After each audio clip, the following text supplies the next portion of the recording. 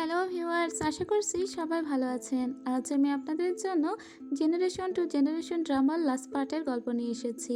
এই পার্টের গল্পটা নিয়ে আসতে একটু দেরি হয়ে গেল, কারণ আমি পুরো ড্রামাটা রিলিজ হওয়ার অপেক্ষায় ছিলাম। তো গত 2 দিন হলো ড্রামাটা রিলিজ হয়েছে, তবে আমি আর লাস্টের 4 পর্ব কোথাও খুঁজে পাচ্ছিলাম না। তো ফাইনালি আজকে পেলাম, এজন্য তাড়াতাড়ি করে দেখে নিয়ে এবং সদ্য দিনে আবার ভিডিওটিও মেক করেছি। যাই হোক, আমি আশা করছি আপনাদের এই ড্রামার গল্প খুবই ভালো লাগবে। এখানে আমি অনেকগুলো পর্ব এক্সপ্লেন করেছি যাতে আমি পুরো ড্রামাটাই শেষ করে দিতে পারি। তো চলুন আর কথা না বাড়িয়ে এবার গল্পে ফেরা যাক।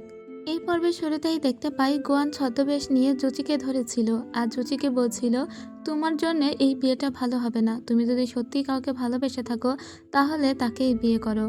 তখন জুচি বলে, আমি যদি জওকে বিয়ে না করি তাহলেও জও ভালো থাকবে এবং সে নিজেকে নিজে প্রোটেক্ট করতে পারবে, কিন্তু আমি যদি আমার ওই দাসীকে বিয়ে না করি তাহলে ওর পুরো জীবনটাই শেষ হয়ে যাবে। আমি আমার উত্তর খুঁজে পেয়ে গিয়েছি বলে চলে যায়। এদিকে গোয়ানকে দেখতে পাই। গোয়ান আসলে কিছু লোক ভাড়া করেছিল যাদেরকে দিয়ে সে নাটকটা করিয়েছিল, তাদের ফাইনালি টাকাগুলো দিয়ে দেয়। এদিকে আমরা জওকে দেখতে পাই যে বসে বসে মুইয়ানের কথা চিন্তা করছিল, কারণ কিছুক্ষণ আগে মুইয়ান ওকে কিস করেছিল। ঠিক তখনই ওর রুমে সিংজিয়া ওকে কিছু বলতে আসে, কিন্তু তার সাথে সাথে জুচিও এখানে চলে আসলে সিংজিয়া আড়ালে চলে যায়। জুচি এসে বলে, আজ আমি তোমার সঙ্গে বিশেষ কিছু কথা বলতে চাই, তুমি অন্তত আমার কথাটা শোনো। জও বলে, অবশ্যই বলো। জুচি তখন বলে, দেখো জও, আমি তোমাকে বিয়ে করতে চেয়েছিলাম, তুমি খুবই ভালো একটা মেয়ে, কিন্তু আমি বলতে বাধ্য হচ্ছি এই বিয়েটা আমি করতে পারবো না। আমি যদি আমার দাসীকে এখন গ্রহণ না করি তাহলে ও হয়তো আমাকে ছাড়া মরে যাবে। তুমি আমার জন্য এটুকু উপকার করো, আমি এঙ্গেজমেন্টটা ভেঙে দিচ্ছি। এটা বলে চলে যায়। এবার এদিক থেকে আমরা এদের দুজনকে দেখতে পাই। মুইয়ান কিন্তু এই সমস্ত কিছুর পিছনে ছিল, ও খুবই হ্যাপি হয়ে যায়। মুইয়ান গোয়ানকে বলে এই ঘটনার সমস্ত জায়গায় ছড়িয়ে দিতে। এখন পুরো শহরের মানুষ জেনে যায় যে জুসি নিজের বিয়েটা ভেঙে দিয়েছে। এতে জও একটু এমব্রেস ফিল করে, কারণ ওর কাজিনরা এটা নিয়ে কথা বলা বলি করছিল। ও একটা মেয়ে, ওর একটা ছেলের সঙ্গে বিয়ে ঠিক হয়েছিল, সেই ছেলেটা বিয়েটা এখন ভেঙে দিয়েছে, এটা একটা মেয়ের জন্য অপমানজনক। এরপরে ওকে আবার ডেকে পাঠায় মুইয়ান। এবার ও মুইয়ানের সঙ্গে দেখা করতে গিয়ে জানতে পারে, মানে ওর কথা শুনেই বুঝতে পারে যে আসলে জুচি যে ওর বিয়েটা ভেঙে দিয়েছে তার পিছনে মুইয়ানেরই হাত ছিল। ও রেগে মেগে ওর সঙ্গে কথা না বলেই যখন চলে যাচ্ছিল, মুইয়ান পিছন থেকে বলে, তুমি আমার কথাটা একবার শুনবে না? ব্ল্যাক কাপড় পরা যে লোকটা চাংপোটে লিডারকে মেরেছে আর আমার বাবাকেও মেরেছে, সেই লোককে আমি ফাইনালি খুঁজে পেয়েছি, কিন্তু আমি চাই যে সেই লোকটিকে ধরার জন্য তুমি আমার সাথেই থাকো। এরপরে আমরা উজিকে দেখতে পাই। উজি যখন জওকে খুঁজতে আসে, ওর রুমে একটা লেটার দেখতে পাই। ওখানে জও লিখেছে, আমার কথা তোমরা ভেবো না, আমি আমার মাইন্ডটাকে একটু রিফ্রেশ করার জন্য বাইরে যাচ্ছি কিছুদিনের জন্য। এটা বলে মুইয়ানের সঙ্গে চলে যায়, কিন্তু সবাই তখন জুচিকে দোষারোপ করে। আর জয়ের যতগুলো কাজিন ব্রাদার আছে তারা সবাই জুচিকে অনেক মারধর করে, কারণ সবাই ভাবছিল এই জুচির কথায় একটু মন খারাপ করেই মূলত জও বাড়ি ছেড়ে চলে গিয়েছে। ওরা সবাই এখন জওকে নিয়ে অনেক বেশি চিন্তা করছিল, কিন্তু উজি তো বুঝতে পারে যে আসলে এখন জও গিয়েছে মুইয়ানের সঙ্গেই।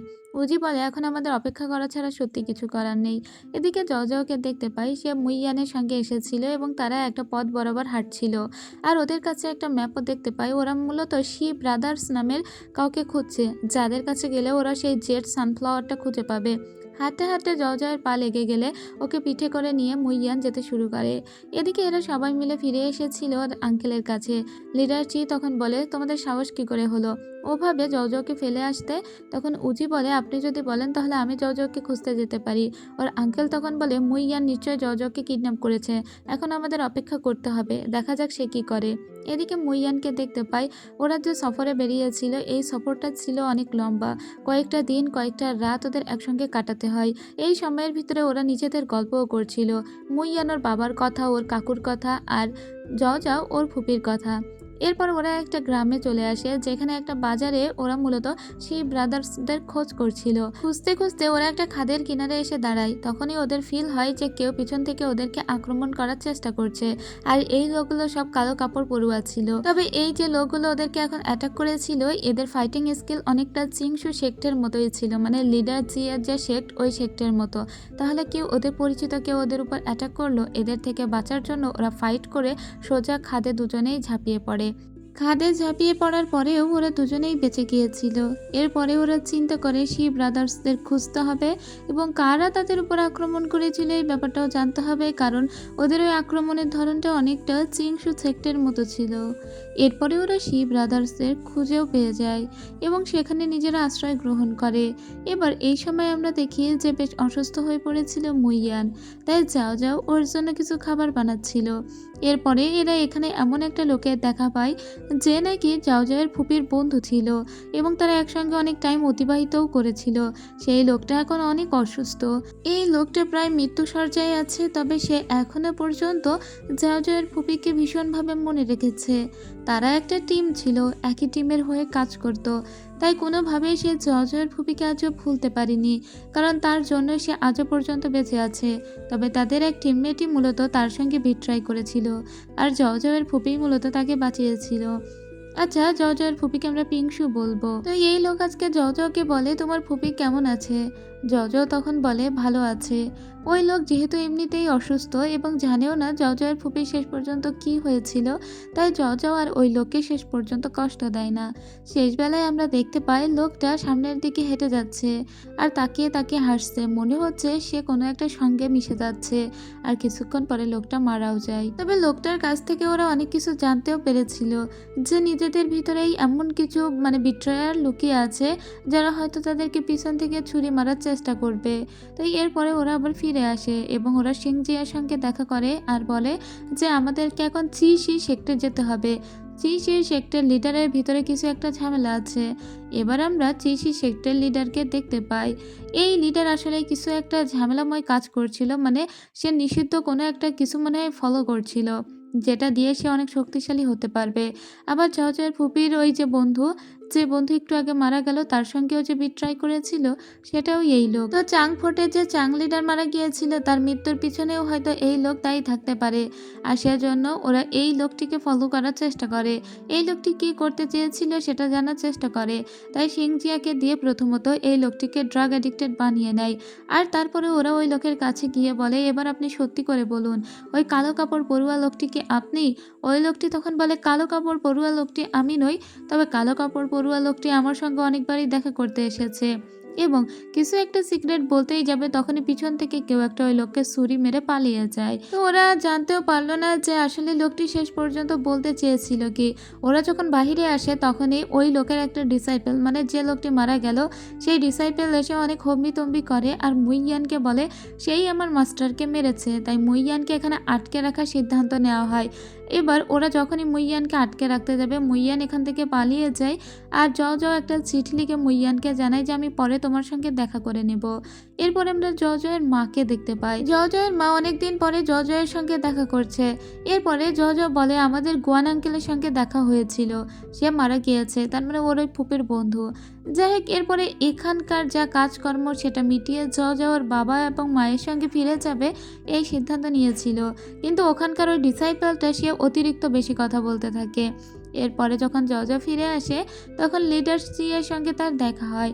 লিডার জি বলে এভাবে তুমি একটা ডেমন ছেলের সঙ্গে পালিয়ে গিয়েছিলে, এটা সত্যি খুব খারাপ বিষয়। যদিও জাওজাওয়ের আঙ্কেল তারপরেও জাওজাওকে কিচ্ছু বলে না, ওর আঙ্কেল আসলে ওকে অনেক বেশি যত্ন করত।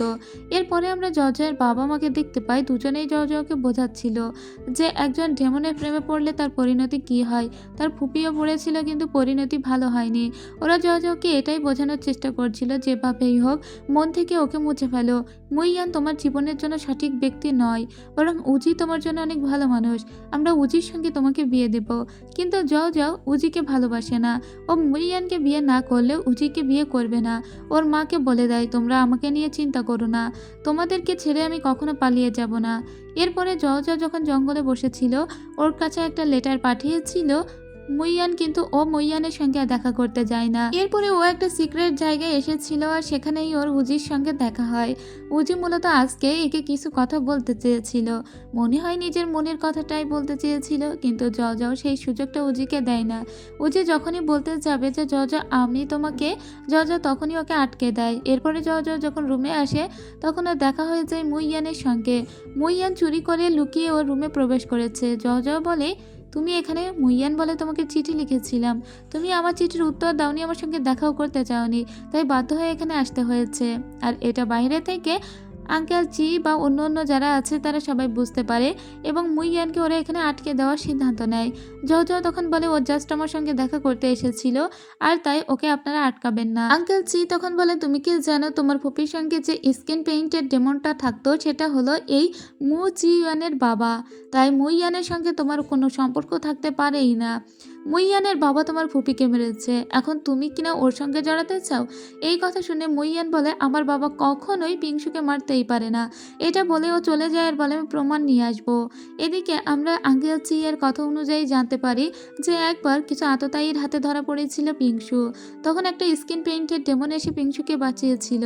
তারপরে আরও একবার ওই ডেমনটার সঙ্গে দেখা হয়েছিল আঙ্কেল চি এর। এটা হলো সেই ইয়াং আঙ্কেল চি যে দূর থেকে দেখেছিল পিংশুর সঙ্গে স্কিন পেইন্টের ডেমনের কথা বলতে। আঙ্কেল চি বলে যে স্কিন পেইন্টের ডেমন তোমার ফুপির ভালো বন্ধু ছিল ঠিকই, তবে ডেমনদের একদমই বিশ্বাস করা উচিত নয়, তার জন্যই তোমার ফুপি মারা গিয়েছিল। জো বলে, কিন্তু এটা হতেই পারে না, আমি যতদূর জেনেছি মুইয়ানের বাবা কখনোই হানমাই মাউন্টেন থেকে বেরই হয়নি, তাহলে সে কিভাবে আমার ফুপির বন্ধু হতে পারে? এদিকে সেই স্কিন পেইন্টের ডেমন সম্পর্কে জানার জন্য এল্ডার্সদের কাছে এসে জিজ্ঞেস করে মুইয়ান, আর জিজ্ঞেস করে তার বাবা কি কখনো হানমাই মাউন্টেন থেকে বাইরে বের হয়েছিল? তখন ওই এল্ডার্স বলে, আসলে তোমার বাবার আরও একটা যমজ ভাই ছিল, যে ভাইয়ের নাম ছিল মু জিং, আর এই মুজিং ছিল নি হ্যাংচেং এর একদম শত্রু। তোমার বাবা কোনো সম্পত্তি বা কোনো ক্ষমতার ভিতরে কখনোই জড়াতে চায়নি, কিন্তু তোমার ওই আঙ্কেল জড়াতে চেয়েছিল। তোমার আঙ্কেল মূলত এই মু ক্লানের আদর্শ উত্তরসূরি, তাই স্বাভাবিকভাবেই তার কাছে ক্ষমতা হস্তান্তর হওয়ার কথা ছিল, কিন্তু নি হ্যাংচেং সেই ক্ষমতা কেড়ে নিয়েছিল। তাই তোমার আঙ্কেল এসে নি হ্যাংচেং এর সঙ্গে লড়াই করছিল, তখন তোমার বাবা গিয়ে বাধা দিয়েছিল আর বলেছিল নি হ্যাংচেং জি ওয়ে মেথড ইউজ করে, তাই সে যদি একবার কোনো ঘুষি তোমার আঙ্কেলকে মারে তাহলে তোমার আঙ্কেল চিরতরে মারাও যেতে পারে। তাই তোমার বাবাই বলেছিল যে তুমি এই রাজ্য ছেড়ে চলে যাও, কারণ নি হ্যাংচেং যেহেতু এখন এখানকার সর্দার ছিল, তাই নি হ্যাংচেং সব সময় তোমার আঙ্কেলের উপর নজর রেখেছিল আর তোমার আঙ্কেলকে এখান থেকে বহিষ্কারও করে দিয়েছিল। তো তোমার বাবা তোমার আঙ্কেলকে সুন্দর একটা জায়গায় রেখে এসেছিল। তারপরেই মূলত তোমার আঙ্কেলের সঙ্গে পিংশুর দেখা হয়। পিংশুর সঙ্গে ভালো একটা পরিচয় হওয়ার পরে পিংশুর বন্ধু হয়ে যায় সে। তো তোমার বাবা তো হানমাই মাউন্টেন থেকে কখনো বেরই হয়নি, তাই পিংশুর সঙ্গে যখন তোমার বাবার দেখা হয়েছিল, তোমার বাবা একটা জিনিস দিয়েছিল তোমার আঙ্কেলের উদ্দেশ্যে, আর সেই একবারই মূলত পিংশুর সাথে তোমার বাবার দেখা হয়েছিল, আর পিংশুর সেই জিনিসগুলো তোমার আঙ্কেলকে দিয়ে দিয়েছিল। তারপরে তোমার আঙ্কেল একসময় মারা যায়, আর এর বেশি কিছু জানি না। এদিকে জজকে দেখতে পাই, জজকে এখনো সবাই বুঝিয়ে চলেছে মু চিংওয়ানের সঙ্গে কোনো সম্পর্ক না রাখার জন্য। জজ এই বিষয়ে কোনো কথা বলে না, কিন্তু এদিকে মু চিংওয়ান একটা ফুল বাগান দেখতে পায়। আসলে এটা তার বাবারই তৈরি করা ফুল বাগান, এতে একটা বিশেষ লাল ফুল ছিল। তো মুইয়ান সেই জায়গাটা ঘুরে দেখে যে সেখানে একটা বক্স লুকানো আছে, আর সেই বক্সের ভিতরে লাল কিছু দলিল আছে, সাথে একটা হেয়ার পিনও আছে। এরপরে ওইগুলো দেখার পরে ও ওর নিজের ভ্যালি থেকে বাহিরে বের হয়ে আসে। ও আজকে মূলত এখানেই আসতে চেয়েছিল দেখা করতে জয়ের সঙ্গে, লুকিয়ে লুকিয়ে জয়ের সঙ্গে দেখা করতেও আসে, কিন্তু আজকে একে ধরার জন্য চিংওয়ান শিখতে সবাই উপস্থিত ছিল। লিডার চি তো একদম জয়ের সঙ্গে দেখা করার আগেই একে ধরে ফেলেছিল। ও বুঝতে পারে যে এখান থেকে আজকে বেঁচে ফিরতে হয়তো পারবে না। মুইয়ান খুব ভালো করেই জানতো যে আজকে ও ধরা পড়বে, আর লিডার চিও খুব ভালো করেই জানতো যে আজকে মুইয়ান এখানে জয়ের সঙ্গে দেখা করতে আসবে। এদিকে জজকে দেখতে পায়, জজকে ওর মা ভুলিয়ে ভালিয়ে আঙ্কেল লেইয়ের কটেজে নিয়ে এসেছিল। মূলত ওর নিজের কটেজ থেকে দূরে রাখতে চেয়েছিল, আর এই কথা ওর মাকে মূলত লিডার চি বলেছিল, যেভাবেই হোক জজকে দূরে সরিয়ে রাখো, ওর সঙ্গে মু চিয়ানের দেখা করতে দেওয়াই যাবে না। কিন্তু জজ যখন এই সত্যটা বুঝতে পারে, ও দ্রুত করে ফিরে আসে এবং ও এসে দেখে যে ওর আঙ্কেলরা খুব খারাপ হাল করেছে মুইয়ানের। ও তখন নিজেই বিদ্রোহ শুরু করে, ইভেন ওর আঙ্কেলকে পর্যন্ত আঘাত করে আর বলে, যদি তোমরা মুইয়ানকে ছেড়ে না দাও তাহলে আমি নিজেই আত্মহত্যা করব। তখন ওর মা পিছন থেকে এসে ওকে অজ্ঞান করে দেয়, আর মুইয়ানকে ধরা হয়। এদিকে মুইয়ান কিন্তু আজকে প্রমাণ নিয়ে এসেছিল যে তার ফুপির যে বন্ধু ছিল স্কিন পেইন্টের ডেমন, সেটা তার বাবা ছিল না, বরং তার বাবার ভাই ছিল, মানে তার আঙ্কেল ছিল। তো ও হাতে করে ওদের বিয়ের একটা নথিও নিয়ে আসে। তার মানে একদিন পিংশুর অনুমতিতেই পিংশু ওই স্কিন পেইন্টেড ডেমনকে অর্থাৎ মুই ইয়ানের আঙ্কেলকে বিয়ে করেছিল। এদিকে আমরা জুচির বাবাকে দেখতে পাই। জুচির বাবার সঙ্গেই মূলত পিংশুর বিয়ে ঠিক হয়েছিল, কিন্তু পিংশু একে বিয়ে করেনি। জুচির বাবা পিংশুকে খুব ভালোবাসতো। যেহেতু পিংশুর সঙ্গে জুচির বাবার বিয়ে হয়নি, তাই পরবর্তীতে যখন জুচি বিয়ে করে এবং তার ছেলে হয় তখন ঠিক করা হয় যে পিংশুর ভাইজির সঙ্গে তার বিয়েটা ঠিক করা হবে। এদিকে আমরা সেই ডিসাইপেলকে দেখতে পাই যার মাস্টারকে মারা হয়েছিল, এবং সেই ডিসাইপেল আজকে চুপি চুপি আসে মুই ইয়ানকে মারার জন্য। তখন উজি এসে ওকে বাঁচিয়ে নেয় আর ওই ছেলেকে বলে দেয় এর শাস্তি আমার মাস্টার নিজে দেবে, তুমি কেন এই রাত্রে শাস্তি দিতে এসেছো। এরপরে উজি মুই ইয়ানকে বলে তুমি জানতে এখানে আসলে আজকে ধরা পড়ে যাবে, তারপরেও কেন এলে? নিশ্চয়ই তুমি বাজি ধরেছো যে তোমাকে যাও যাও বাঁচায় কি বাঁচায় না, আর সেই বাজিতে মনে হয় তুমি জিতেও গিয়েছো। তাই একটা ডেভিল হাসি দেয় মুই ইয়ান আর বলে তোমার কি মনে হয় আমি কি জিততাম না? এদিকে জওকে দেখতে পাই। সবাই জওকে একটু কমফোর্ট করার চেষ্টা করে, কিন্তু জও নিজের খাওয়া দাওয়া সবকিছু ঠিকই রেখেছিল। সে এত ভয়ডর পাচ্ছে না মুইয়ানের সাথে কী বা হবে, কিন্তু চুপি চুপি ও মুইয়ানের সঙ্গে একবার দেখা করতে গিয়েছিল। মুইয়ানকে এইভাবে আটকে রাখা হয়েছে দেখে জওয়ের খুবই কষ্ট লাগে। জও আসলে উপর থেকে খুবই শক্ত একটা মেয়ে হলেও ভিতরে ভিতরে ও মুইয়ানকে ভীষণই ভালোবাসতো। তবে ও মুইয়ানের সঙ্গে এজন্য থাকতে চাইতো না যাতে হয়তো ও বন্দি হয়ে যাবে, অথবা ওর এই যে উড়ে বেড়ানোর জীবন থেকে ও একটা দূরে চলে যাবে, কোনো একটা খাঁচায় আবদ্ধ হয়ে যাবে, বাবা মায়ের সঙ্গে ভালো সম্পর্ক থাকবে না। এই কারণে ও মুইয়ানকে এসে বলে অন্ধকারে তুমি অনেক ভয় পাও, তাই একটা ও লাইট টাইপের নেকলেস ওকে দেয় আর বলে এটা নিজের সাথেই রেখো, আর আগামীকালকে যখন তোমাকে শাস্তি দেওয়া হবে তোমার শরীরের সমস্ত এনার্জি যখন শুষে নেওয়া হবে, মানে ওকে এমন শাস্তি দেওয়া হবে যাতে ওর ভিতরে যত ইনার পাওয়ার আছে তার সমস্তই শেষ করে ফেলা যায়। এবার কালকে যখন এটা করা হবে তখন তুমি কষ্ট পেও না, এখান থেকে চলে যেও, নিজের ডেমন শেখতে গিয়ে থেকো, আর আমার জন্য কখনোই এখানে ফিরে এসো না, কারণ আমি কখনোই তোমার সঙ্গে সারাটা জীবন পাড়ি দিতে পারবো না। তুমি কেন আমার পিছনে এভাবে পড়ে আছো? তখন ও জওকে বলে তুমি কি জানো না আমার এই জীবনে কেউ নেই শুধুমাত্র তুমি ছাড়া। যখন আমার এই শূন্য জীবনে কেউ ছিল না, ঠিক তখনই তুমি আমার জীবনে ঢালের মতো এসে দাঁড়িয়েছিলে। তুমি ছাড়া আমি আর স্বপ্ন দেখতে পারি না, আর সেজন্য তুমি ছাড়া আমি আমার জীবনে কাউকে কল্পনাও করতে পারি না। আমার যদি মরতেও হয় তাও আমি তোমার পিছু ছাড়বো না। কিন্তু জও যখন কঠিন হয়ে দাঁড়িয়েছিল তখনই মুইয়ান এই অবস্থাতেও জোর করে ওকে একটা কিস করে নেয়, আর এতে জওয়ের খুবই খারাপ লাগে। জও ওকে দূরে সরিয়ে দিয়ে বলে তুমি আসলে একটা ম্যাডম্যান, যা ইচ্ছা হয় করো। এটা বলে রাগ করে এখান থেকে চলে আসে। এরপরে আমরা উজিকে এবং ওর বাবাকে দেখতে পাই।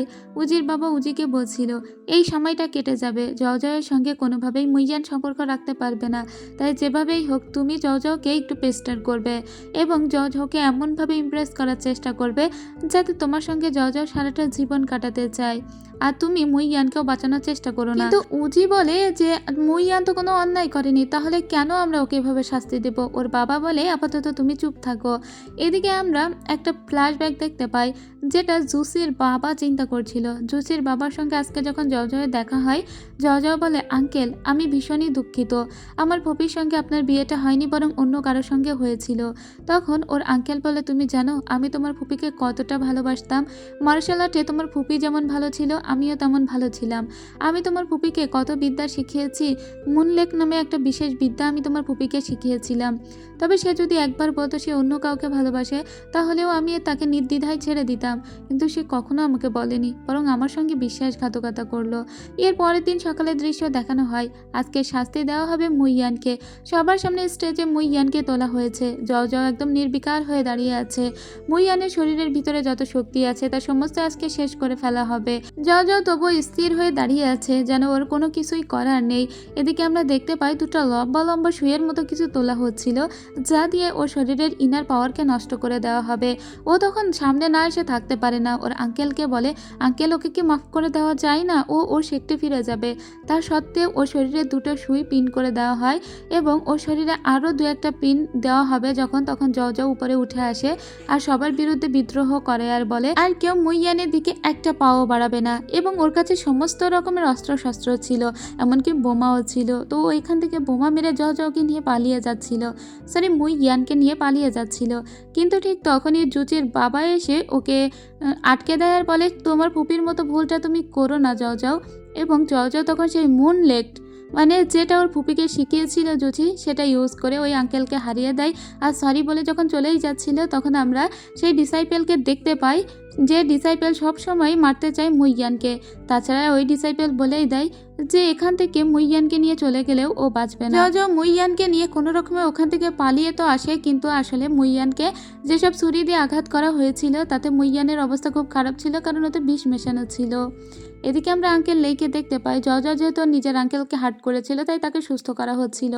এদিকে জর্জের কাছে কোনো টাকা পয়সা ছিল না, ইভেন সারা এলাকায় রটেও গিয়েছে যে এরকম একটা ভালো সেক্টর মেয়ে হিসেবে ডেমন সেক্টর ছেলের সঙ্গে নাকি জর্জ পালিয়ে গিয়েছে। জর্জ নিজের হাতে একটা হার ছিল, সেই হারটা বিক্রি করে দেয়। সেই বিক্রির টাকা দিয়ে কিছু খাবার দাবার কিনে আনে আর কিছু ঔষধপত্র কিনে আনে মুইয়ানের জন্য। ও মুইয়ানকে বলে তুমি কোনো চিন্তা করো না, যতক্ষণ আমি তোমার সাথে আছি কেউ তোমার আর কোনো আঘাত করতে পারবে না। তবে জর্জ যে নেকলেসটা বাজারে বিক্রি করে দিয়েছিল সেটা উজির হাত পর্যন্ত পৌঁছে গিয়েছে। উজি বলে তার মানে ওরা আশেপাশেই আছে, আশেপাশের বাজারেই যেহেতু এটা বিক্রি করা হয়েছে, আপনারা চিন্তা করবেন না, আমি ওকে খুঁজতে যাচ্ছি। এটা বলে ও লিডার চিকে বলে আমি যাচ্ছি ওকে খুঁজতে। ওর বাবা তখন বলে এটা তোমার একটা সুযোগ, জর্জের সঙ্গে নিজের সম্পর্কটা ভালো করে নিও আর মুইয়ানের সঙ্গে ঝামেলা করার চেষ্টা করো না, ওকে ওর নিজের সেক্টে ফিরে যেতে দিও। এদিকে মুইয়ান বেশ খানিকটা সুস্থ হয়ে উঠেছিল, তবে মুইয়ান জন্মগতভাবেই খুবই দুর্বল একটা ছেলে ছিল, অল্পতেই ভেঙে যেত, যেটা জর্জ কখনো ছিল না। জর্জ ছিল খুবই স্ট্রং। যাই হোক, জর্জ যতক্ষণ সাথে আছে মুইয়ানের কেউ কোনো ক্ষতি করতে পারবে না। ওরা একটু আগে যে জায়গাটায় ছিল উজি সেই জায়গাটাও পৌঁছে গিয়েছিল। এদিকে যেহেতু এখন মুইয়ান অসুস্থ হয়ে গিয়েছে, মুইয়ান যে মুখলানটা উদ্ধার করেছিল সেখানে লিডার মানে ঝে এবং তার লোকজন সবাই গিয়ে আবারও আস্তানা গেড়ে বসেছিল এবং তারা সবাই মিলে এখন মুইয়ানকেই খুঁজে বেড়াচ্ছিল ওকে মারবার জন্য। কিন্তু মুইয়ান এই মুহূর্তে ফিরে যেতে পারবে না তার ডেরায়, কারণ ও ফিরে গেলেই তো ওকে হয়তো মারা হবে, ও অনেক দুর্বল। তো জজ এটা বুঝতে পারে আর বলে যতক্ষণ তুমি সুস্থ না হচ্ছ ততক্ষণ আমি তোমার পিছু ছেড়ে কোথাও যাচ্ছি না, শেষ পর্যন্ত আমি তোমার সাথেই থাকবো। পরদিন সকালবেলা হুট করে ওদের সিংহের সঙ্গে দেখা হয়ে যায়। এই সিংহের কথা মনে আছে নিশ্চয়ই, যার সঙ্গে গুয়ানের সম্পর্ক আছে। তো সিং বলে আমরা এখন অন্য একটা জায়গায় আপাতত আস্তানা নিয়েছি, আমরা তোমাদেরকে সেখানে নিয়ে যাচ্ছি বলে সিং ওদেরকে সেখানে নিয়ে আসে। তো এখানে আস্তে আস্তে সুস্থ হতে থাকে মুইয়ান। তো মুইয়ান যখন বেশ খানিকটা সুস্থ হয়ে গিয়েছিল তখন জওজোকে বলে এবার আমি তোমাকে এখানে রেখে চলে যাচ্ছি, তুমি অনেক সুস্থ হয়ে গিয়েছো। তাছাড়া আমি এটা খুব ভালো করে জানি জুচিকে তুমি কিডন্যাপ করে রেখেছো যাতে তোমার উপরে কেউ চড়াও না হতে পারে। তাছাড়া আমাদের যে 6টা আলাদা আলাদা সম্প্রদায় আছে সেই সম্প্রদায়ের লিডারদের সবারই তুমি তুলে এনে তাদেরকে আটকে রেখে দিয়েছো। তুমি সেদিন আমার সঙ্গে যখন দেখা করতে গিয়েছিলে তুমি খুব ভালো করেই জানতে যে আমার আঙ্কেল তোমাকে আটকে দেবে, তাই আগে থেকেই তুমি আমাদের 6টা সম্প্রদায়ের লিডারদের আটকে রেখেছো যার জন্য কেউ তোমাকে মেরে ফেলতে না পারে। তার মানে তুমি সবকিছু খুব ক্যালকুলেশন করেই করেছো। আর তুমি যেহেতু জানতে যে তুমি ওদিন আটকা পড়বে, তুমি আসলে বাজি ধরেছিলে যে আমি তোমাকে বাঁচাবো কিনা। তো আমি তোমাকে বাঁচিয়েছি, তুমি তোমার বাঁচিতে জিতেও গিয়েছো। তো এবার তুমি আমাকে ছেড়ে দাও, আমাকে যেতে হবে। ও যখন চলে আসছিল তখন ওকে পিছন থেকে জড়িয়ে ধরে মুইয়ানার বলে তুমি আসলে সমস্ত কিছুই বুঝতে পারো, কিন্তু তোমাকে রাখাটা আমার কোনো ইন্টেনশনের ভিতরে ছিল না। আমি সত্যিই তোমাকে ভালোবাসি, সেজন্য তোমাকে রাখতে চাই। কিন্তু জজ তো চলে আসতে চেয়েছিল। সেদিন মুইয়ান একটা জঙ্গলের ভিতরে যায় এবং নিজের কিছু লোক ওকে আটকে দেয়। তখন জজ ওখানে পৌঁছে যায় আর আবারও মুইয়ানকে বাঁচিয়ে নেয়। এরপরে আমরা দেখতে পাই যে এখানে লিডার এর সঙ্গে তার আরও যে 2জন সাকরেত সবসময় থাকতো তারা সবাই চলে এসেছে এবং এরা আজকে মুইয়ানকে শেষই করে দিতে চেয়েছিল। তবে মুইয়ানও কম যায় না। তো মুইয়ান এদিকে লিডার ছেলেকে আটকে রেখেছে এবং তার ওয়াইফকেও আটকে রেখেছে। তো এখন লিডার বলে আমার ছেলেকে ছেড়ে দাও। মুইয়ান তখন বলে তুমি কি জানো তোমার এই ছেলের আসল বাবাকে?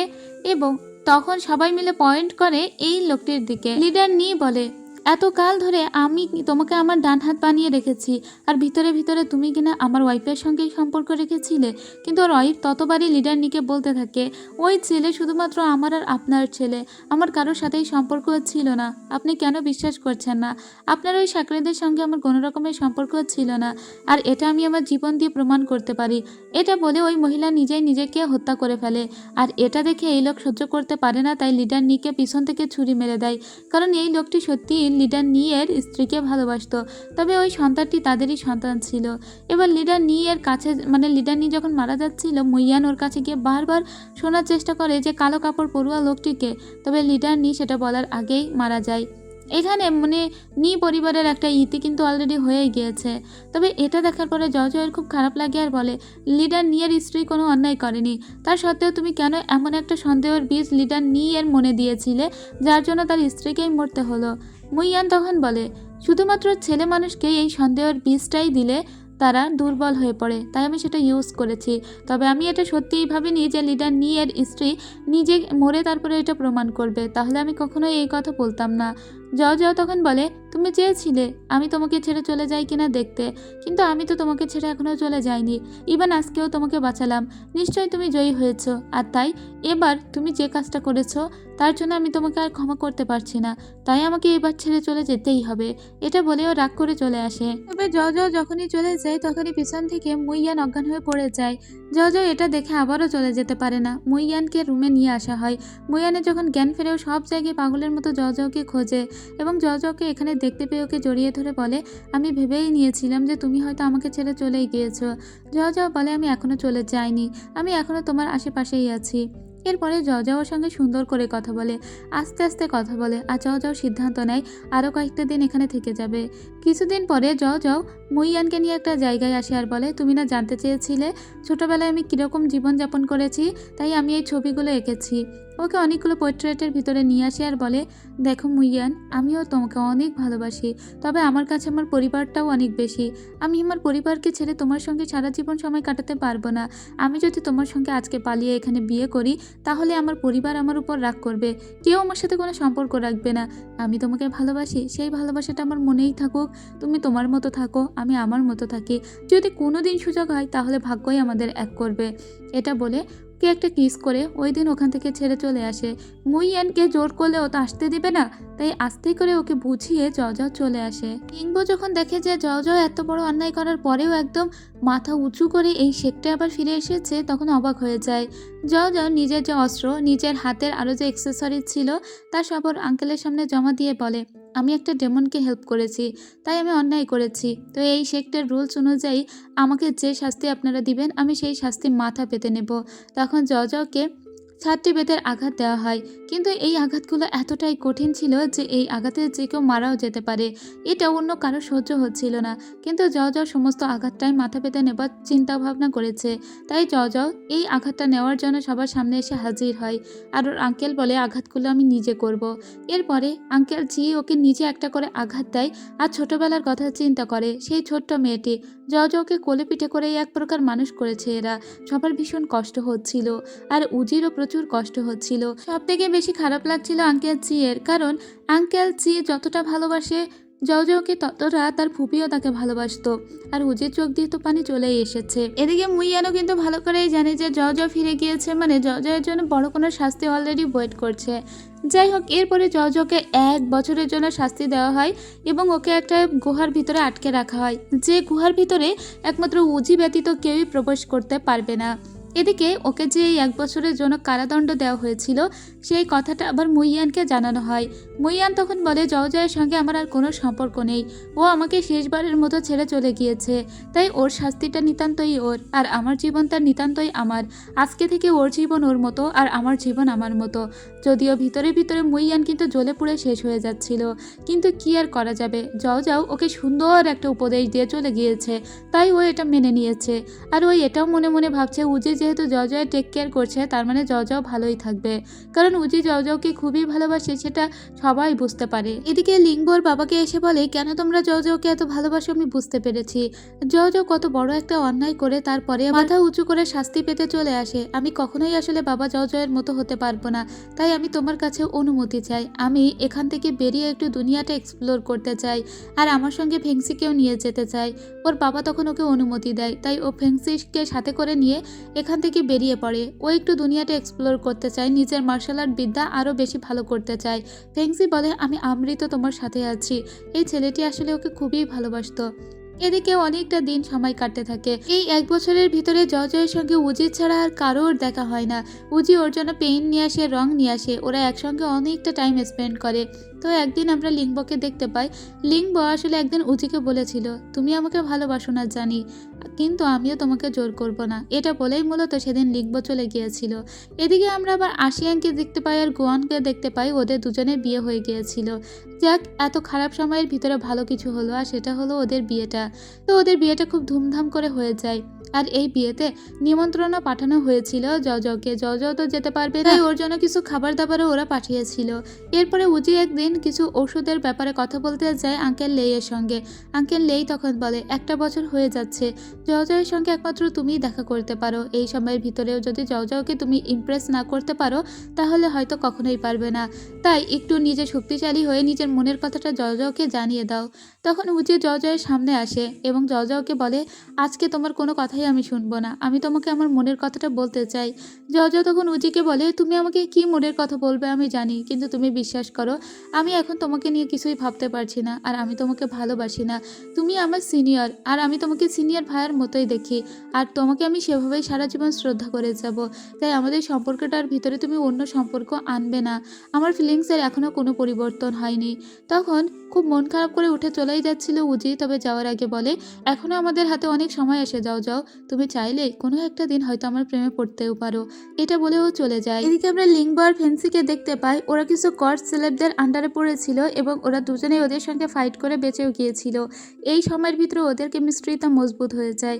এদিকে জজের যেহেতু 1 বছর পূর্ণ হয়ে গিয়েছে, ফাইনালি ও ওই কেভ থেকে বাহিরে বেরো হয়েছে এবং ও সবার সঙ্গে সুন্দর কিছু সময়ও কাটায়। এখানকার সব কিছুই এই 1 বছরে আগের মতোই আছে, কিছুই এখনো পরিবর্তন হয়নি। এরপরে আমরা আবার মুইয়ানকে দেখতে পাই। মুইয়ান ওই জেড সানফ্লাওয়ারটার জন্য একটা জায়গার সন্ধান পেয়েছে। তবে মুইয়ান যে জায়গার সন্ধান পেয়েছে সেই জায়গাটা হচ্ছে মূলত উজির বাড়ি। মানে উজি তো একটা শেখ থেকেই এখানে এসেছে লেখাপড়া শিখতে, মার্শাল আর্ট শিখতে। তো উজির যেখানে বাড়ি, সেই বাড়ি একটা বাগান আছে, সেই বাগানটার নাম হলো রক্তাক্ত বাগান। এবং মুইয়ান জানতে পারে যে ওই বাগানের ভিতরে এমন একটা অর্কিড আছে, যে অর্কিডটা ওর মার্শাল আর্ট বিদ্যা প্র্যাকটিস করতে অনেক হেল্প করবে। তাই ওর সিদ্ধান্ত নেয় ও এই মুহূর্তেই উজিদের বাড়ি যেখানে, ওখানেই যাবে আর ওই বাগানে গিয়ে ওই অর্কিডটার সার্চ করবে। এদিকে উজির কাছে একটা লেটার এসেছে, আর তা হলো তার বাবা নাকি ভীষণভাবে আহত হয়েছে।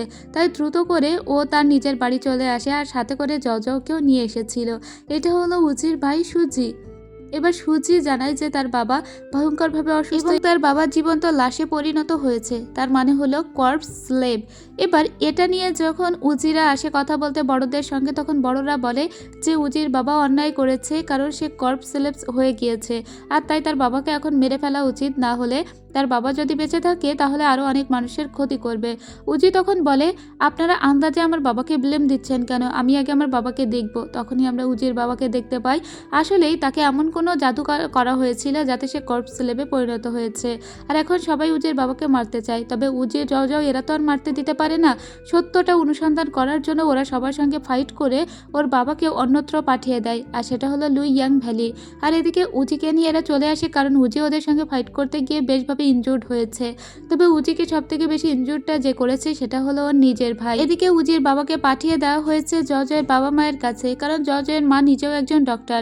এই মুহূর্তে লুই ইয়াং ভ্যালি সব থেকে নিরাপদ ওদের জন্য। এদিকে উজিকে এখন বাঁচাতে গেলে বিশেষ একটা প্রতিষেধক লাগবে, সেই প্রতিষেধকটা ওদের খুঁজে বের করতে হবে। ওরাও সেই রক্তাক্ত জঙ্গলের ভিতরে ঢুকে যায়। আর এদিকে আমরা মুইয়ানকে দেখতে পাই, ওরাও এই রক্তাক্ত জঙ্গলের ভিতরেই এসেছিল সেই অর্কিডটার সন্ধান করতে। আর এখানে এসে দৈবভাবে ওদের আবার দেখা হয়ে জওদের সঙ্গে। তো তখন আর কি করা যাবে, জও তো উজির সঙ্গে মুইয়ানের সঙ্গে কোনো কথা বলতেই যাচ্ছিল না।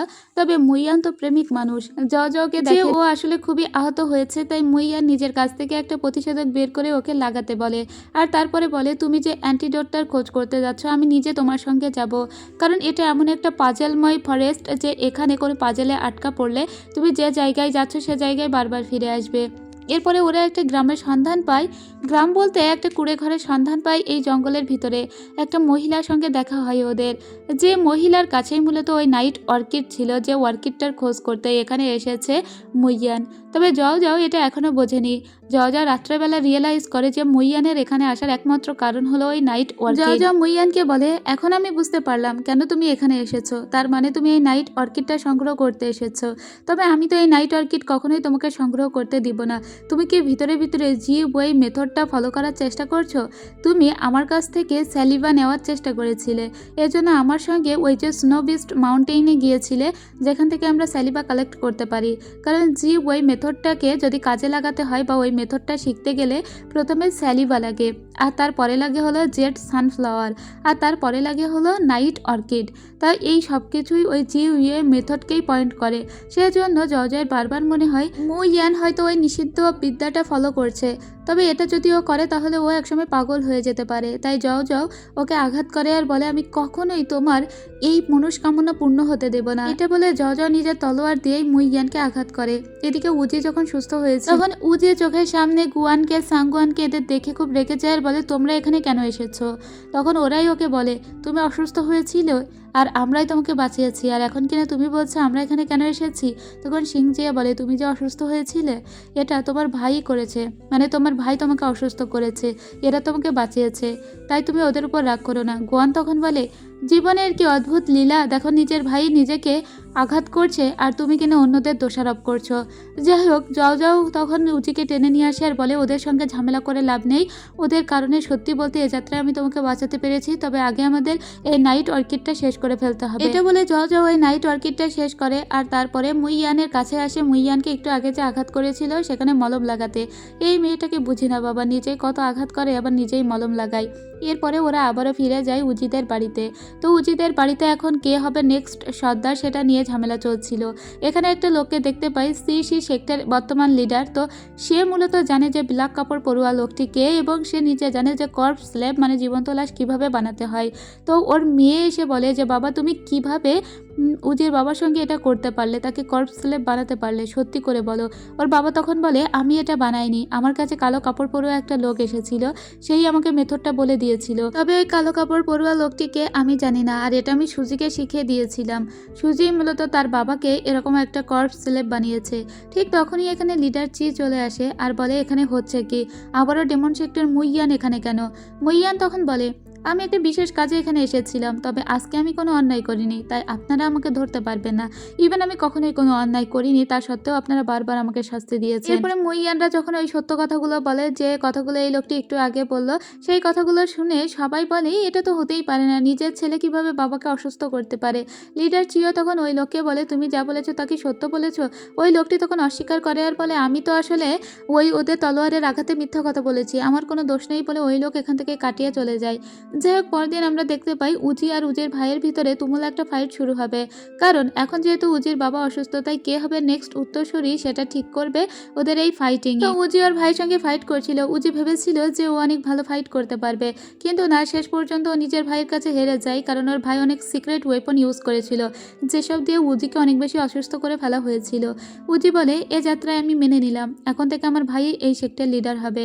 আর এটা শুনে মুইয়ান বলে, জানতাম এই উজি আসলে কোনো কাজেরই না, এর জন্য নিজের ভাইয়ের কাছে হেরে গেল। যাই হোক, সেদিন উজি আর কি করবে, এই সেক্টরে তো আর থাকতে পারবে না, তাই ও সিদ্ধান্ত নেয় ও নিজের বাবাকে দেখতে যাবে। এদিকে আমরা লিংবোকে দেখতে পাই। লিংবো ওর বাবাকে বলছিল, বাবা উজির সঙ্গে তুমি আমার বিয়ে ঠিক করেছিলে ঠিকই, তবে বিয়েটা আমি আর করছি না, আমি ফেংসিকে ভালোবাসি, ও সারা জীবন আমার সঙ্গে থাকার কথা দিয়েছে, তাছাড়া ও আমাকে সব থেকে বেশি ভালো বোঝে, তাই আমি সিদ্ধান্ত নিয়েছি ওকেই বিয়ে করব। ওর বাবা তখন খুশি হয়ে ওদেরকে আশীর্বাদ করে। এদিকে আমরা জজকে আর উজিকে দেখতে পাই, ওরা ফাইনালি লুই ইয়াং ভ্যালিতে মানে জজয়ের বাড়িতে এসেছিল। মূলত এখানেই যেহেতু উজির বাবাকে রাখা আছে, তাই উজির বাবাকে দেখার জন্যই উজি এখানে এসেছিল। এদিকে আমরা উজির ভাইকে দেখতে পাই, যাকে গিয়ে আজকে ধরেছিল মুইয়ান। মুইয়ান বলে, বল কালো কাপড় পরুয়া লোকটি কে, আর তুই কেন নিজের বাবাকে এভাবে আঘাত করলি? নিশ্চয়ই এর পিছনে কোনো একটা মোটিভ তো তোর অবশ্যই আছে। ওই লোকটি কে যে তোর কাছে এসেছিল এবং কর্পস স্ল্যাব বিদ্যা তোকে শিখিয়ে দিয়েছে? তখন ছেলেটি বলে, আমি তো জানি না সত্যি, আমার কাছে এসেছিল বইকে এবং আমি আমার নিজের বাবাকে আহত করেছি, এটাও ঠিক, তবে আমি জানি না ওই কালো কাপড় পরুয়া লোকটিকে, তবে ওই লোকটি এই সিংশু সেক্টরের ভিতরেই কেউ একজন হবে। এই কথা শোনার পরে তখন মুইয়ান বলে, আচ্ছা ঠিক আছে, এটুকু বলার জন্য ধন্যবাদ, এটা বলে চলে যায়। তখন উজির ভাই বলে, জাস্ট এটুকুই? এদিকে জজকে দেখতে পাই, জজ নিজের বাড়িতে এসে বেশ রিল্যাক্সড ছিল। ঠিক তখনই একটা শোরগোল পড়ে যায়। ওরা সবাই জানতে পারে যে ডেমন ভ্যালি থেকে ডেমনদের ইয়ং মাস্টার এসেছে, অর্থাৎ এখানে এসে হাজির হয়েছে মুইয়ান, আর সাথে করে নিয়ে এসেছে অনেক অনেক গিফট। সবাই বলে, তোমরা কারা? গুয়ান তখন বলে, আমাদের মাস্টার এখানে বিয়ের প্রপোজাল নিয়ে এসেছে জয়ের জন্য। আমাদের মাস্টার দেখতে সুন্দর, তাছাড়া সে একটা ক্লানের এখন সর্দার, তাহলে তার তো এরকম কোনো ওয়ে নাই যে সে আপনাদের জয়কে বিয়ে করতে পারবে না। জয় তখন ওকে আড়ালে ডেকে নিয়ে বলে, তুমি আবার কি করতে এসেছো বলো তো? ও তখন বলে, কি করতে এসেছি? আমি তো আমার লুইয়াং ভ্যালিতে ঘুরতে এসেছি। যেহেতু আমি তোমার ভ্যালিতে এসেছি তাই কিছু উপহার নিয়ে আসতেই হতো, এই জন্য উপহার নিয়ে এসেছি। জয় বলে, সেটা আমি বুঝতে পেরেছি, কিন্তু তোমার নিশ্চয়ই অন্য কোনো মতলব আছে, বলো তো তোমার মতলবটা কি? মুইয়ান তখন বলে, আসলে আমি সারা বিশ্বে এটা রটনা করে দিয়েছি যে আমার কাছে জেড সানফ্লাওয়ার আছে, আর সেই জেড সানফ্লাওয়ারটা নিয়ে আমি লুইয়াং ভ্যালির দিকে যাচ্ছি। তাই স্বাভাবিকভাবে যে কালো কাপড় পরুয়া লোক আমাদেরকে তাড়া করে বেড়াচ্ছে সে নিশ্চয়ই ট্র্যাপে পড়ে এখানে এসে হাজির হবে। এরপরে আমরা জয়ের বাবা মাকে দেখতে পাই। জয়ের বাবা মায়ের জন্য মুইয়ান কিছু জিনিসপাতি নিয়ে এসেছিল যেগুলো ওনাদের খুবই পছন্দ হবে। জয়ের বাবা মায়ের সত্যি এগুলো খুবই পছন্দ হয়। এরপরে জয় মুইয়ানকে বলে যে আমি তোমাকে নিচের কটেজে নিয়ে যাচ্ছি। এটা বলে ওকে একটা কটেজ দেখিয়ে দেয়। মুইয়ান বলে, তোমার এই জায়গাটা এত বেশি রেড আমি ভাবতেই পারিনি। এদিকে আমরা আবার উজির বাবাকে দেখতে পাই। উজির বাবার জ্ঞান ফিরে এসেছিল। উজির বাবা সমস্ত কথাই বলে দেয় এখন উজিকে যে তার ভাই তার এই হাল করেছে, তার ভাই নিশ্চয়ই অন্য কোনো দলের সঙ্গে হাত মিলিয়েছে। এদিকে আমরা জয় আর মুইয়ানকে দেখতে পাই, ওরা একটু বাহিরে বের হয়ে এসেছিল এই জায়গাটা ঘোরার জন্য, এবং মুইয়ানকে নিয়ে লুইয়াং ভ্যালি 4টা দিক ওকে সুন্দর করে ঘুরিয়ে দেখাচ্ছিল জয়। এরপরে মুইয়ান জয়ের ছোট ভাইয়ের সঙ্গে গেম খেলছিল। ও ছোট ভাই যতবার হারছিল মুইয়ান ততবার ওকে বলতে বলছিল যে দুলাভাই বলে ডাকো, ও ততবারই ওকে দুলাভাই বলে ডাকছিল। আর এটা শুনে জয় খুব রেগে যায় আর বলে, চলো এখন আমাদের একটা বিশেষ ব্যাপারে কথা বলতে হবে। ওরা তখন জেড সানফ্লাওয়ারটা খোঁজার জন্য একটা মহিলার কাছে আসে। এই মহিলা হলো একটা নান। জয়ের ফুপি এই মহিলার কাছেই হয়তো জেড সানফ্লাওয়ারটা রেখে গিয়েছে, এটা জয় আগেই সন্দেহ করেছিল। ওই মহিলার কাছে সত্যিই জেড সানফ্লাওয়ারটা ছিল। মহিলা সেই সানফ্লাওয়ারটা এনে বের করে দেয় আর জয়কে বলে, আমি জানি না কেন তোমার ফুপি এটা আমাকে দিয়েছিল, তবে তোমাদের কাজে লাগলে তোমরা এটাকে কাজে লাগাও। তো প্রথমে ওটাকে কাজে লাগানো হয় হিল করার জন্য উজিকে। এরপরে যখন ওরা জেড সানফ্লাওয়ারটা নষ্ট করে দিতে যাচ্ছিল ঠিক তখনই কালো কাপড় পরুয়া লোকজন এসে হাজির হয়ে যায় এবং ওই জেড সানফ্লাওয়ারটা ওরা হাসিল করে নেয়। এরপরে ওদের সঙ্গে ফাইট শুরু হয় জজদের, কিন্তু এই নানদের এখানে আরও কিছু নান ছিল, তাদের সবাইকে ওই কালো কাপড় পরুয়া লোকটা মেরে ফেলেছিল। এরপরে উজি আর জজ দুজনে মিলে ওই লোকের সঙ্গে ফাইট করলে উজি অসুস্থ হয়ে যায়। জজ তখন সিংজিয়াকে বলে উজিকে নিয়ে এখান থেকে চলে যেতে, বাকিদের সঙ্গে ও নিজেই ফাইট করবে। এরপরে জজ নিজে অন্যদের সঙ্গে ফাইট করছিল, তখন আমরা দেখতে পাই যে এখানে ফাঙ্গে এসে হাজির হয়েছে। লিডার নি তো মারা গিয়েছে কিন্তু সে তো আর মারা যায়নি। তারপরে জজ ওদের সঙ্গে একাই ফাইট করছিল কিন্তু ও তো আর পেরে ওঠে না, তখন ওকে এসে মুইয়ান বাঁচায়। এদিকে আমরা ফাঙ্গেকে দেখতে পাই, তার যে প্রেমিকা ছিল সেই আজকে একে মেরে ফেলে দেয়। এর বেঁচে থাকার কোনো রাইট নেই, কারণ এই লোকটি এই মহিলার সঙ্গে বিট্রাই করেছে, তাই এই মহিলার হাতেই এখন ওই ছেলেটি মারা যায়। এদিকে উজিকে দেখতে পাই, উজি দেখে যে জজকে নিয়ে অলরেডি চলে গিয়েছে মুইয়ান। জজ ভীষণ অসুস্থ ছিল, এজন্য মুইয়ান নিজের এনার্জি জজের শরীরে ট্রান্সফার করে দিতে শুরু করে। এতে মুইয়ান নিজে খুবই অসুস্থ হয়ে পড়ছিল, কিন্তু ও নিজের সমস্ত শক্তি দিয়ে জজকে বাঁচিয়ে নিয়েছিল। জজের জ্ঞান ফেরার পরে ও জিজ্ঞেস করে, আমি এখানে কিভাবে এলাম? মুইয়ান তখন বলে, তুমি একা ওদের সঙ্গে ফাইট করে কি পারতে? যদি আমি সময় মতো না পৌঁছাতাম তাহলে হয়তো তোমাকে সারা জীবনের মতো হারিয়েই ফেলতাম। তুমি চিন্তা করো না, এখানে কয়েকটা দিন রেস্ট নাও, আর তারপরে আবার আমরা ওই কালো কাপড় পরুয়া লোককে খুঁজে বের করার চেষ্টা করব। তবে সে তোমার আঙ্কেলের আশেপাশের সেক্টর কেউ একটা হবে, তোমাদের সেক্টরই কেউ হবে আমার মনে হয়। তারপরে জজকে নিয়ে বাহিরে আসে মুইয়ান এবং জজকে একটা গল্প বলে শোনায়। সেটা হলো ওর আঙ্কেলের গল্প। ওর আঙ্কেল আসলে পিংশুকে অনেক ভালোবাসতো। ওর আঙ্কেল যখন জানতে পারে যে লিডার নি কিছু প্র্যাকটিস করছে এবং সেই প্র্যাকটিসটা হলো জি ওয়ে মেথড, তখন ওর আঙ্কেল পিংশুকে এটা জানিয়েছিল। পিংশুকে বলেছিল যে আমাদের সেক্টরের যে লিডার সেই লিডার কিন্তু জি ওয়ে মেথডটা এখন প্র্যাকটিস করছে, তার জেড সানফ্লাওয়ারটার প্রয়োজন হবে, তাই এই সানফ্লাওয়ারটা আমি তোমার কাছে দিচ্ছি। এটা বলে পিংশুর কাছে এই সানফ্লাওয়ারটা দিয়েছিল। তাছাড়া তারা একসঙ্গে অনেক দিন সময় অতিবাহিত করেছে। এরপরে একদিন পিংশুর সঙ্গে বিয়েও করে নিয়েছিল আমার আঙ্কেল। ইয়ান বলে, তোমার ফুপি আসলেই আমার আঙ্কেলকে অনেক ভালোবাসতো, তবে এদের ভিতরে একটা ফাটল ধরে যায় এক সময়। সেই ফাটলটা কে ধরিয়েছিল জানো? সেই ফাটলটা ধরিয়েছিল ইংদাই। ইংদাই বলে দেয় সারা পৃথিবীতে যে জি ওয়ে মেথডটা যে বা যারা প্র্যাকটিস করছে তারা সবাই একসময় পাগল হয়ে যায়। আর সব থেকে বেশি বড় করে এটা ছড়ানো হয়েছিল যে আমার আঙ্কেল নাকি জি ওয়ে মেথডটা ফলো করছে। আর এর জন্যই একদিন তোমার ফুপি এসে আমার আঙ্কেলকেই মেরে দেয়। যদিও আমার আঙ্কেল কিন্তু ওই মেথডটা ফলো করছিল না। তোমার ফুপি ভেবেছিল আমার আঙ্কেলের কাছে জেড সানফ্লাওয়ার ছিল, তাই হয়তো সে এই মেথডটা ফলো করছে। আসলে আমার আঙ্কেলের নামে মিথ্যা রটনা হয়েছিল। এর জন্য আমার আঙ্কেলকে সেদিন বাধ্য হয়ে মরে যেতে হয়, তাও তোমার ফুপির হাতেই। কিন্তু তোমার ফুপি যখন বুঝতে পারে, তোমার ফুপি সত্যিই ভীষণ কষ্ট পেয়েছিল। আর তারপরে লিডার নিকে তোমার ফুপি নিজে মারতে গিয়েছিল। লিডার নি মূলত জি ওয়ে মেথডটা প্র্যাকটিস করতো। তাহলে এখনও নিশ্চয়ই এমন কেউ আছে আমাদের আশেপাশে যেও এই জি ওয়ে মেথডটা প্র্যাকটিস করার চেষ্টা করছে। আমাদেরকে তাকে খুঁজে বের করতেই হবে। এই গল্প শুনে খুবই খারাপ লাগে। যাও বলে তোমার আঙ্কেল সত্যি নিজের জীবনের সমস্তটা হারিয়ে ফেলেছিল। আমার ফুপিকে সে খুবই ভালোবাসতো, আমার ফুপিও তাকে সত্যিই খুবই ভালোবেসেছিল। কিন্তু আমার ফুপি ভুল বুঝেছিল, তাকে ভুল বোঝানো হয়েছিল। তোমার আঙ্কেল আমার ফুপিকে বলেছিল যে লিডার নি হয়তো বেশি দিন বাঁচবে না, বড্ড জোর 3 বছর। তাও আমার ফুপি শেষ পর্যন্ত তাকে হত্যা করতে গিয়েছিল, কারণ যারা জি ওয়ে মেথডটা প্র্যাকটিস করে তারা শেষ পর্যন্ত পাগল হয়ে যায় এবং তারা পৃথিবীতে অনিষ্ট করে বেড়ায়। তাই আগে তাদেরকে হত্যা করে ফেলেছিল ওর ফুপি।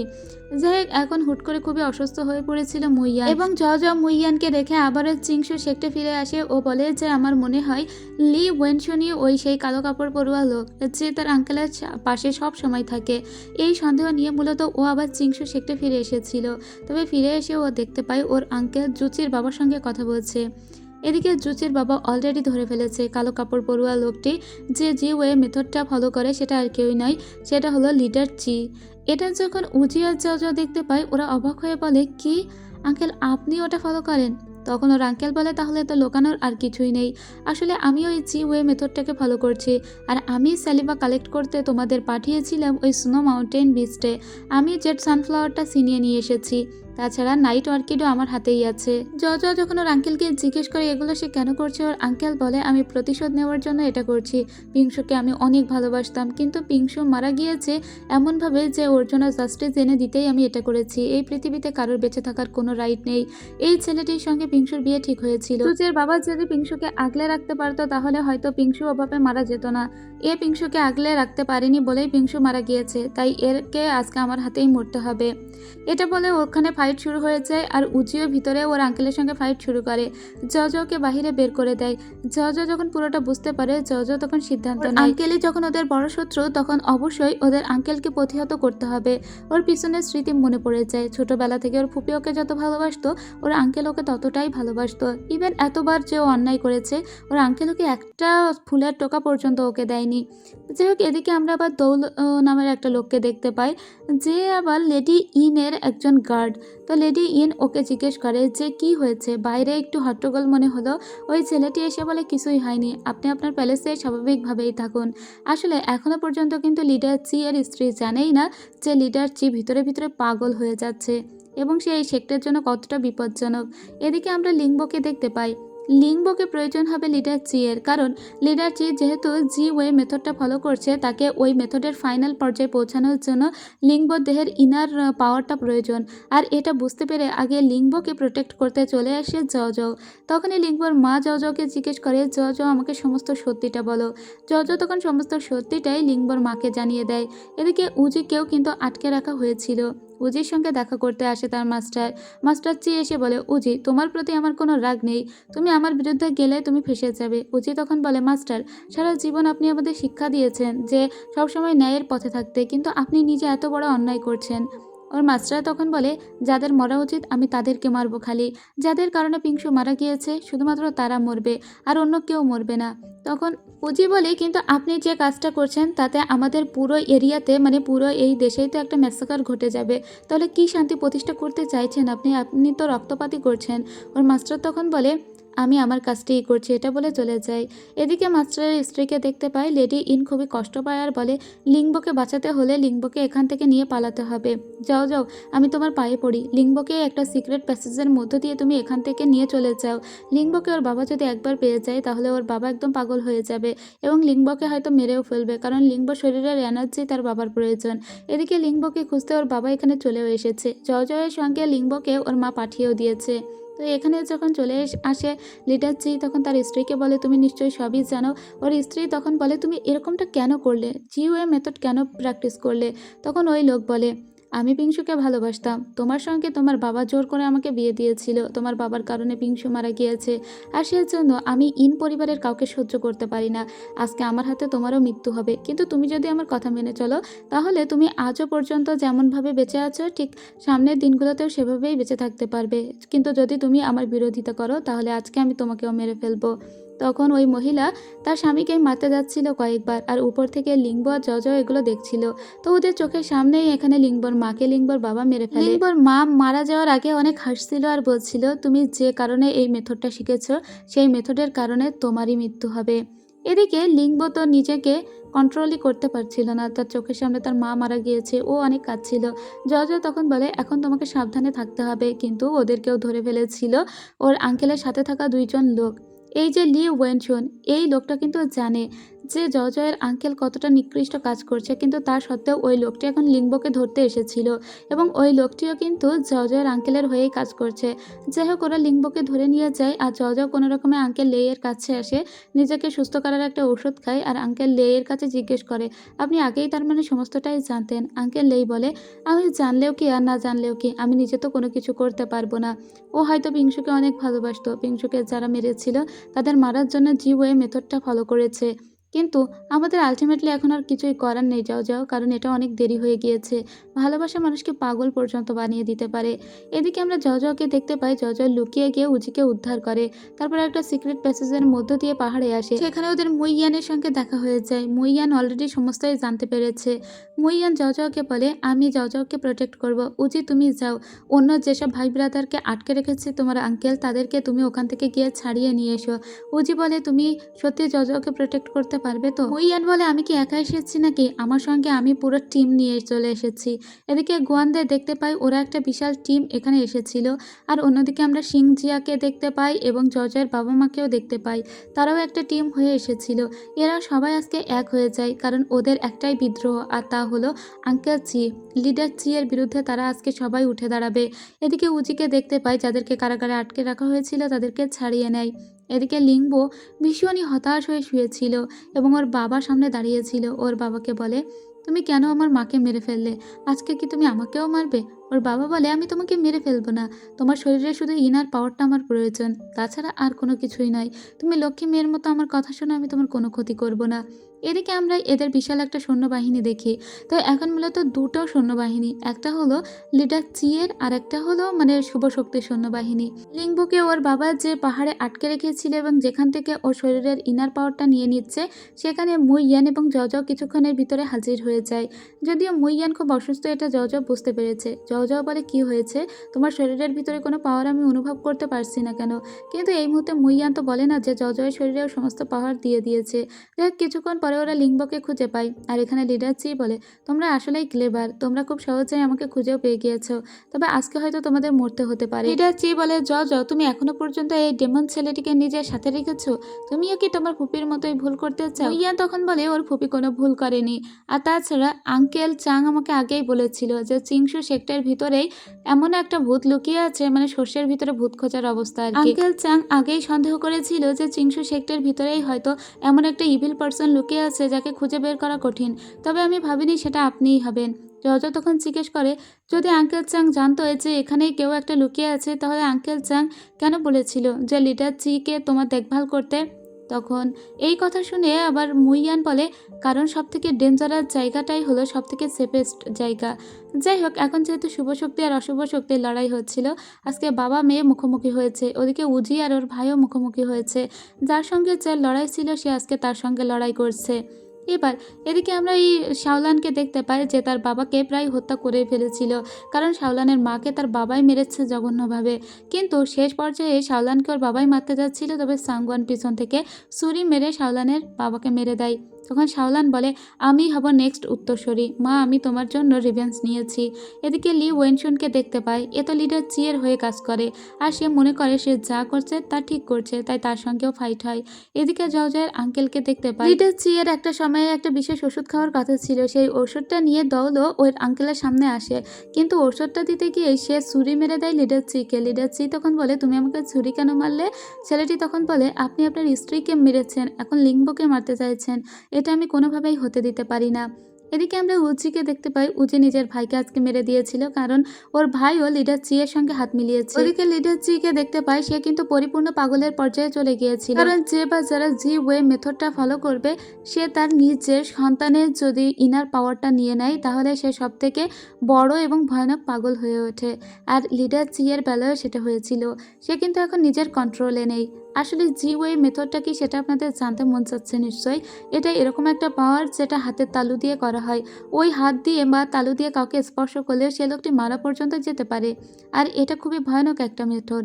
ধরেন কাউকে একটা থাপ্পড় দিলে সেই লোকটি মারা গেল।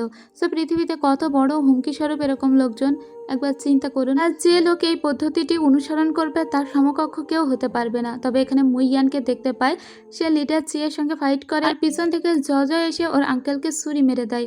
তাই মুইয়ান এখন যেটা অ্যাপ্লাই করছিল সেটা হলো এই জি ওয়ে মেথডের ঠিক অপোজিটটা। মানে এইসব লোকজনদের প্রতিহত করতে গেলে আরও একটা মেথড আছে, সেটা আবার ফলো করেছিল মুইয়ান। তো এটা ফলো করা কিছুক্ষণ পরেই দেখা যায় যে লিডার চি যে নিজেকে কন্ট্রোল করতে পারছিল না, চোখ লাল হয়ে গিয়েছিল, তার চোখ হুট করে কালো হয়ে যায় এবং সে আবারও নিজের কন্ট্রোলে ফিরে আসে। জজ তখন লিডার চিকে আঙ্কেল বলে ডাকে আর বলে, আঙ্কেল তুমি এবার নিজের হুঁশে তো ফিরে এসো, এভাবে নিজেকে শেষ করে দিও না। আমার ফুপি যদি জানতে পারে তার রিভেঞ্জ নেওয়ার জন্য তুমি এরকমভাবে নিজেকে শেষ করে দিচ্ছ তাহলে আমার ফুপি কষ্ট পাবে। লিডার চি তখন নিজেই নিজেকে হত্যা করে আর বলে, আমি এবার শান্তিতে থাকবো। এভাবে লিডার চি মারা যায়। যাই হোক, এদিকে এ ঘটনার শেষের পরে আমরা দেখতে পাই যে অনেক অসুস্থ হয়ে পড়েছিল মুইয়ান, যেহেতু ও আগে থেকেই অসুস্থ ছিল। তো মুইয়ানকে নিয়ে একটা জায়গায় চলে এসেছিল। যাও যাও আর যাও যাও ওর পাশে সারাক্ষণ ছিল। মুইয়ানের যখন জ্ঞান ফেরে মুইয়ান বলে, আমি জানি আমার হাতে বেশি সময় নেই। আর যাও যাও তখন কাঁদতে কাঁদতে বলে, আমি সবসময় তোমার সাথে আছি, তোমার কিচ্ছু হবে না। জজকে মুইয়ান বলে, আমি চেয়েছিলাম পেং বার্ডের পিঠে ওঠে আমরা আরও অনেক দূর ঘুরে বেড়াবো, হানমাই মাউন্টেন তোমাকে ঘুরিয়ে দেখাবো, কিন্তু তা বোধহয় আর হবে না। জজ বলে, এখন অনেক সময় আছে, আমি পুরোটা সময় তোমার সাথে আছি, আমরা তো ঘুরবো। তুমি এভাবে কথা বলো না প্লিজ, তুমি ঠিক হয়ে যাবে। কিন্তু আসলে ওকে আর ঠিক হবে? ওকে আঙ্কেল লেইয়ের কাছে জজা নিয়ে আসে। আঙ্কেল লেই বলে সত্যি কোনো সম্ভাবনা নেই, কিন্তু তারপরেও হ্যাভেন কিন্তু সমস্ত দরজা বন্ধ করে দেয় না। যখন সমস্ত দরজা বন্ধ হয়েও যায় তখনও কোনো দরজা হয়তো খোলা থাকে। এখন আমরা সবাইকে দেখতে পাই, সবাই ভীষণই কষ্ট পাচ্ছিল মুইয়ানের জন্য, জজয়ের জন্য, কারণ জজ মুইয়ানকে একমাত্র ভালোবেসেছে। সেদিন আমরা দেখতে পাই ফুল গাছে পানি দিচ্ছিল জজ, মুইয়ান ওই ফুল গাছের ভিতরে এসে দাঁড়িয়ে থাকে। তখন আমাদের একটা কথা শোনানো হয়, আর সেটা হলো আঙ্কেল লেই শেষ পর্যন্ত জজকে বলেছিল, আঙ্কেল লেই বলেছিল মুইয়ান একটা মেথড প্র্যাকটিস করেছে, যে মেথডের নাম হলো ডিসইন্ট্রিগেশন। মূলত ওই যে জি ওয়ে মেথডের বিপরীত মেথডটা। তবে যখন এটা প্র্যাকটিস করেছিল মুইয়ান তখন ওর শরীরের ভিতরে কোনো ইনার পাওয়ার ছিল না। আপনাদের মনে আসে নিশ্চয় যে মুইয়ান তার সমস্ত ইনার পাওয়ার দিয়ে দিয়েছিল জজকে। যেহেতু ওর দেহের সমস্ত ইনার পাওয়ার জজয়ের শরীরে ছিল, মুইয়ানের শরীরে কোনো ইনার পাওয়ার ছিলই না। তাই যখন ও ডিসইন্টিগ্রেশনটা ফলো করেছিল ওই মেথডের কারণে ওর শরীরের ভিতরে যত বিষ ছিল সেই সমস্ত বিষ ধ্বংস হয়ে গিয়েছিল। আর এখন যখন জও নিজের শরীর থেকে আবার ওর ইনার পাওয়ার মানে মুইয়ানের ইনার পাওয়ারটা মুইয়ানের শরীরে ফিরিয়ে দেয়, তখন মুইয়ান আবার ভালো হয়ে ওঠে। তার মানে ওর শরীরে শুরু থেকেই যে বিষটা ছিল ওই বিষটাও ধ্বংস হয়ে গেল, আবার মুইয়ানও বেঁচে গেল। মুইয়ানকে নিয়ে একটি গাছের নিচে আসে, যেখানে মূলত ওর ফুপিকে কবর দেওয়া আছে। আর ওর ফুপির কবরের পাশেই আবার আঙ্কেল চিকেও কবর দেওয়া হয়েছে। জওকে তখন জিজ্ঞেস করে মুইয়ান, তুমি তোমার আঙ্কেলকে হেট করো না, ওনাকে এখানে কবর দিলে যে? তখন ও মুইয়ানকে বলে, আমার আঙ্কেলকে হেট করি না আমি, সে আসলেই আমার ফুপিকে অনেক ভালোবাসতো, সেজন্যই তো সে ওরকম পাগল প্রায় হয়ে উঠেছিল। এখন আমি চাই তারা শান্তিতে ওপারে থাকুক। এরপরে আমরা দেখতে পাই যে মুইয়ান এবং জয়ের বিয়ের জন্য ঘর বাড়ি সমস্ত কিছু সাজানো হচ্ছিল। এই পুরো প্যালেসটাই সাজানো হচ্ছিল, বিভিন্ন রকম বা দূর দূরান্ত থেকে আত্মীয় স্বজন আসছিল। এদিকে জজকে দেখতে পাই, জজ চিন্তা ভাবনা করছে ও একটা বিজনেস শপ দিবে, আর সেই শপ কোথায় কোথায় দিবে ও সেসব নিয়ে পড়েছিল। আর মুইয়ান মেয়েদের মতো বিভিন্ন ড্রেস গায়ে দিয়ে দেখছিল, বিয়ের ড্রেস পাতি আর কি। কিন্তু মুইয়ান রাগ করে জজের উপর যে আগামীকালকে ওদের বিয়ে আর জজ এখন বিজনেস নিয়ে পড়ে আছে। তখন জজ ওকে একটা কিস করে। মুইয়ান তখন সমস্ত রাগ আবারও ভুলে যায়। এর পরের দিনের দৃশ্য দেখতে পাই, দূর দূরান্ত থেকে আত্মীয় স্বজন আসছিল। প্রথমে আমরা জুসিকে এবং তার স্ত্রীকে দেখতে পাই। এরা এখন বর্তমানে একটা কাপল ছিল, তো ওরা সুন্দর কিছু গিফট নিয়ে এসেছিল এই বিয়েতে। এরপরে আমরা লিঙ্গকে আর ফেন্সিকে দেখতে পাই, ওরাও এখন একটা কাপল। আর এরপরে আমরা চিরকুমার উজিকে দেখতে পাই। আসলে যারা সিঙ্গেল তাদের অরাটাই অন্যরকম, একে দেখতে ভীষণই পাওয়ারফুল লাগছিল। যাক, এরপরে আমরা জজকে দেখতে পাই, বিয়ের জন্য ওকে সুন্দর করে সাজানো হচ্ছিল। এরপরে আমরা আরও একটা লোককে দেখতে পাই যে জজের বিয়ে উপলক্ষে গিফট নিয়ে এসেছিল, যার নাম ওয়াং জাও। তবে কেউ এই ওয়াং জাও লোকটাকে চিনতে পারে না। জজও উপর থেকে তাকিয়ে ওয়াং জাওকে একবার দেখে। জজাও বলে, আমি তোমাকে চিনতে পেরেছি, তুমি নিজের চেহারা বদলে এখানে এসেছো। আসলে ওই ছেলেটি হলো সেই ছেলে যে নিজের রূপ বদলাতে পারতো আর অন্য মানুষের রূপও বদলে দিতে পারতো। সেই ছেলেটিও যখন জানতে পেরেছে জজয়ের বিয়ে, তখন সেও একবার জজয়ের জন্য কিছু গিফট নিয়ে এসেছে, তবে নিজের চেহারা বদলে। জজও খুশি হয়েছে যে এ একটা সাধারণ জীবনযাপন করছে এখন, যেটা জজও শুরু থেকেই চেয়েছিল। এরপরে যখন জজও জানতে পারে যে উজি অলরেডি এখানে চলে এসেছে, জজও তখন দৌড়ে নিচে চলে আসে, কারণ উজির সঙ্গে ওর বিশেষ কথা আছে। সবাই বলে, আরে আজকে তোমার বিয়ে, নিজের হাতে করে পান পাতাটা তো নিয়ে যাও। কিন্তু জজও উজির সামনে এসে হাজির হয়ে যায়। উজি বলে, আসলে আমি আরও আগে আসতে চেয়েছিলাম, কিন্তু কাজকর্মে বিজি হয়েছিলাম, কারণ উজি এখন সিংসু সেক্টর লিডার।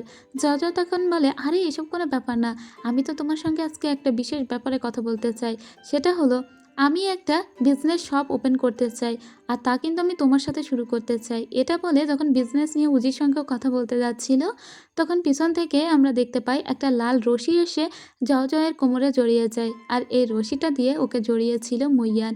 মুইয়ান টেনে নিয়ে জয়কে নিজের কাছে নেয় আর বলে, বিজনেস নিয়ে পরেও কথা বলা যাবে, সময় হয়ে গিয়েছে, আগে চলো বিয়েটা করে ফেলি।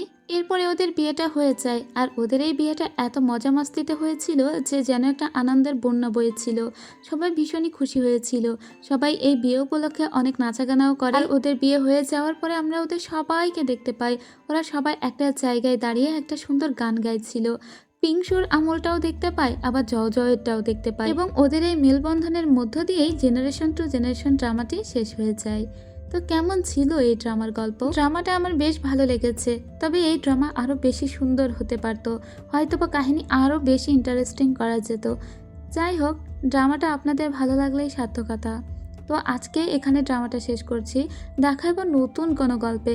জয় ইরানের যত ড্রামা আছে সবগুলো আমার ভালো লেগেছে, আর জয় ইরানের অভিনয় এখানে খুবই ভালো হয়েছে। নায়ক নায়িকা দুজনেই আমার অনেক প্রিয় হয়ে গেল আরও। যাই হোক, এরপরে আপনারা কোন ড্রামার গল্প শুনতে চান তা অবশ্যই জানাবেন, আর শেষ পর্যন্ত আপনাদের কার কি কমেন্ট তা কিন্তু অবশ্যই জানাবেন। উজির জন্য কারো খারাপ লেগেছে কিনা সেটাও বলবেন। আমার উজির জন্য একটু খারাপই লেগেছে, বেচারা সিঙ্গেলই থেকে গেল ঠিক আমার মতো। যাই হোক, দেখা হবে পরের কোনো গল্পে, ততক্ষণ ভালো থাকুন, সুস্থ থাকুন, খোদা হাফেজ।